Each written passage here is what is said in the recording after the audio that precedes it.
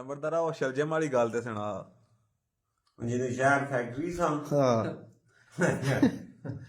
ਉਹਨਾਂ ਫੈਕਟਰੀ ਵਾਲਾ ਆਂਦਾ ਵਾ ਵੱਡੇ ਮੈਂ ਮਾਲ ਦੇਣਾ ਤੇ ਨੰਬਰਦਾਰ ਸਾਹਿਬ ਇਹ ਮੇਰਾ ਨਾ ਮਾਲ ਪੂਰਾ ਕਰੋ, ਅੱਛਾ ਰਾਤ ਲਾਓ ਤੇ ਰਾਤਾਂ ਦੀ ਰੋਟੀ ਜਿਹੜੀ ਏ ਉਹ ਤੁਹਾਨੂੰ ਮੈਂ ਪੈਸੇ ਦੇ ਜਾਂਦਾ, ਤੁਸੀਂ ਖਾ ਲਿਆ ਜੀ। ਮੈਂ ਕਿਹਾ ਠੀਕ ਹੈ। ਅੱਛਾ ਉਹ ਸਾਨੂੰ ਜਾਣ ਲਿਆ ਨਾ ਬੁਲਾ ਕੇ ਮੈਨੂੰ ਰੁਪਈਆ 500 ਦੇ ਗਿਆ ਵਾ, ਤੁਸੀਂ ਅਦਰ ਕੈਫੇ ਤੋਂ ਰੋਟੀ ਖਾਣੀ ਹੈ ਵਧੀਆ ਹੋਟਲ ਤੋਂ, ਠੀਕ ਹੈ।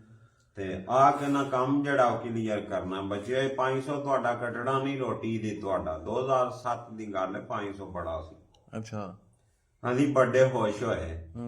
ਨਾਲ ਦਾ ਮੈਨੂੰ ਆਂਦਾ ਇਹ ਮਾੜਿਆਂ ਹੋਟਲਾਂ ਤੋਂ ਨਾ ਪੁੱਛ ਕੇ ਆਵਾਂ ਜਿਹੜੇ ਕੋਲ ਕੋਲ ਨੇ ਨਾ ਕੀ ਪਕਾਇਆ। ਮੈਂ ਕਿਹਾ ਪੁੱਛਿਆ। ਅੱਛਾ ਗਿਆ ਪੁੱਛਣ, ਇੱਕ ਹੋਟਲ ਥੋੜਾ ਜਿਹਾ ਵੱਡਾ ਸੀ, ਉਹਨੂੰ ਜਾ ਕੇ ਪੁੱਛਦਾ ਕੀ ਪਕਾਏ ਵੇਟਰ ਨੂੰ। ਉਹਨੇ ਸਾਰੀਆਂ ਸਬਜ਼ੀਆਂ ਦੇ ਨਾਂ ਲਏ ਤੇ ਆ ਗਿਆ।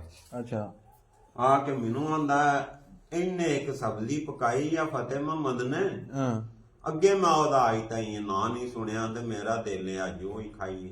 ਅੱਛਾ ਪੈਸੇ ਜੇ ਰਾਜ ਨੇ। ਮੈਂ ਕਿਹਾ ਨਾਂ ਕੀ ਸਹੀ, ਮੈਨੂੰ ਯਾਰਾ ਭੁੱਲ ਗਿਆ ਲਿਆ ਉਹਨੇ, ਅੱਗੇ ਮੈਂ ਨਾਂ ਕੋਈ ਨਹੀਂ ਸੁਣਿਆ। ਮੈਂ ਕਿਹਾ ਚਲੋ ਠੀਕ ਹੈ।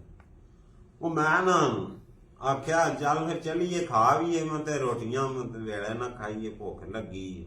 ਹਲਾ ਤੁਰ ਗਏ ਅਸੀਂ, ਜਾ ਕੇ ਬੈਠੇ ਤੇ ਉਹ ਆਖਿਆ ਉਠੋ, ਵੇਟਰ ਆਇਆ। ਸ਼ਾਦ ਮੇਰਾ ਬਹੁ ਮੈਨੂੰ ਦੱਸ ਕੇ ਅੱਛਾ ਵੇਟਰ ਆਇਆ, ਤੁਸੀਂ ਗੱਲ ਜਾਰੀ ਰੱਖੋ। ਵੇਟਰ ਆਇਆ ਆ ਕੇ ਆਂਦਾ ਹਾਂ ਭਾਈ। ਮੈਂ ਉਹਨੂੰ ਪੁੱਛਿਆ ਕੀ ਪੱਕੇ, ਉਹ ਨਾਂ ਲੈਣ ਲੱਗ ਪਿਆ ਨਾਂ ਸਾਰੀਆਂ ਸਬਜ਼ੀਆਂ ਦੇ ਜਿਹੜੇ ਵੇ ਉਹ ਸਬਜ਼ੀ ਤੇ ਆਇਆ ਤੇ ਉਹ ਮੁੰਡਾ ਮੇਰੇ ਕੋਲੋਂ ਕੁੱਦ ਕੇ ਬੋਲ ਪਿਆ ਇੱਥੇ ਖਲੋਵੀਂ। ਮੈਂ ਖੜਾ ਲਾਉ ਇਹ ਕੀ ਆ ਇਹ ਲਿਆਵਾਂ ਹੈ, ਇਹ ਲਿਆ। ਉਹਨਾਂ ਦੇ ਗਿਆ ਸਾਨੂੰ, ਸਲਾਦ ਵੀ ਦੇ ਗਿਆ, ਰੋਟੀਆਂ ਵੀ ਦੇ ਗਿਆ, ਮਤਲਬ ਚਟਣੀ ਵੀ ਧਰ ਗਿਆ, 2 ਚੰਗੇ ਪਿਆਲੇ ਉਹ ਗੋਂਗਲੂਆਂ ਦੇ ਵਿੱਚ। ਆਪ ਜਾ ਕੇ ਉਹ ਬੰਦਿਆਂ ਨੂੰ ਦੁਆਲੇ ਰੋਟੀ ਦੇਣ ਲੱਗ ਪਿਆ। ਇੱਕ ਫੇਰਾ ਕੋਲੋਂ ਦੀ ਲੱਗਾ ਪਾਣੀ ਧਰ ਗਿਆ।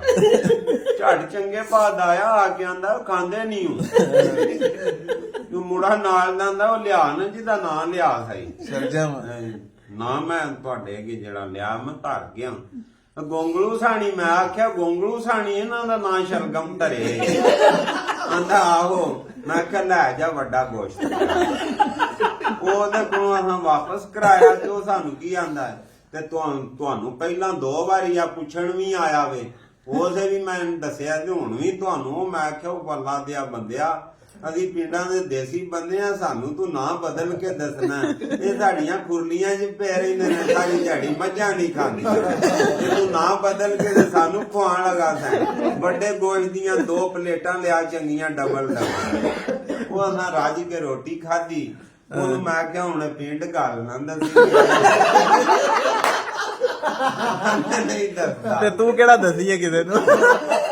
ਮੈਨੂੰ ਵੀ ਦੱਸਣੀ ਪੈਣੀ ਇੱਕ ਦਿਹਾੜੇ ਕਿਰੇ ਗੋਂਗਲੂ ਪੱਕੇ ਸਨ। ਤੇ ਮੈਂ ਉਹਨੂੰ ਆਖਿਆ ਵਾ ਇਹਨਾਂ ਦਾ ਨਾਂ ਕੀ ਹੈ। ਮੈਂ ਆਖਿਆ ਮੈਨੂੰ ਇਹ ਪਤਾ ਵੇ ਨਾਂ ਦਾ।